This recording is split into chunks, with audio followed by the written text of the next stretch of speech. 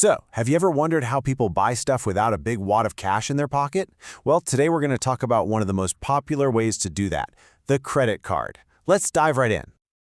Okay, picture this. You really want to buy something kind of big, right? Maybe it's a new computer for school or a cool new bike, but you don't have all the cash for it right at that moment. That's exactly the kind of situation where something like a credit card can be super helpful. All right, so here's what we're going to cover. First, what is a credit card? Then we'll talk about the promise you make when you use one. After that, how to get a card, how to use it safely, and finally, what to do when it's time to pay the bill. All right, section 1. What is a credit card? Let's get into the basics. So, in the simplest terms, a credit card is just a way to borrow money to pay for things. Think of it like a company giving you a small loan for a little while just so you can buy something you need. And the really cool part is you get to take your stuff home right now, and then you can pay for it later. It gives you a choice, you know? You can pay it all back in one go, or you can pay it back in smaller pieces over time. Okay, so if you're borrowing money, what does that really mean? Well, that brings us to our next section. It's all about making a promise to pay it back. Every time you use that card, you're basically making an agreement. It's kind of like a serious handshake between you and the credit card company.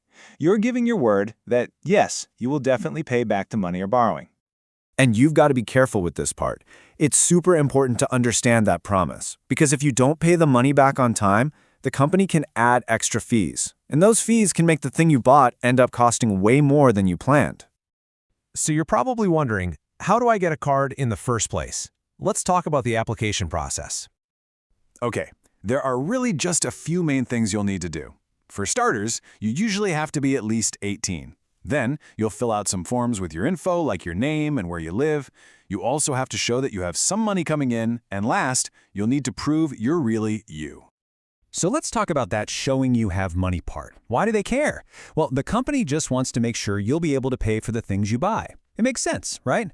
They want to know you can handle the bill. Something like a pay stub from your job is a great way to show them. And then there's proving who you are. Now, this is actually to protect you. It stops other people from trying to get a card using your name, which is a big deal. Usually something like your driver's license or another official ID is all you need. The company might also take a peek at something called your credit history. Now, that sounds complicated, but it's not. It's just a record of whether you've paid your other bills on time. If you have, they see you as trustworthy, and you're way more likely to get the card. And get this. Building a good history now can actually help you with big purchases down the road, like getting a car. All right, let's say you got approved. Awesome. Now for the next part, which is maybe the most important, using your card safely.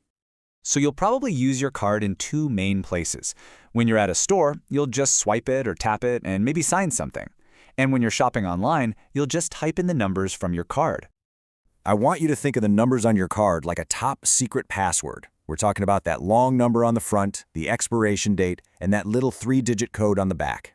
It is absolutely crucial that you keep this stuff private. I mean it. Never share it with strangers or anyone you don't completely trust. But here's the good news. You're not totally on your own here. There are actually laws out there to help keep you safe. They're called consumer protection laws, and they make sure companies do their part to protect your information and treat you fairly. Okay, we're at our last section, and it is a big one, paying the bill. This is where you follow through on that promise we talked about earlier. So once a month, you're going to get a bill in the mail or online. It's also called a statement. You can kind of think of it as a report card for your spending that month. It shows you everything you bought and tells you exactly how much you owe.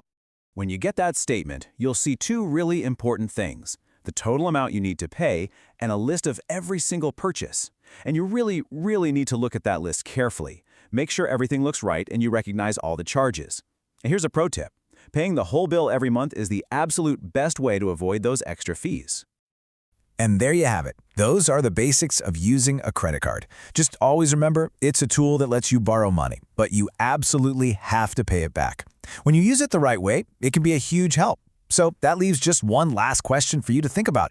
What's the first smart purchase you're going to make?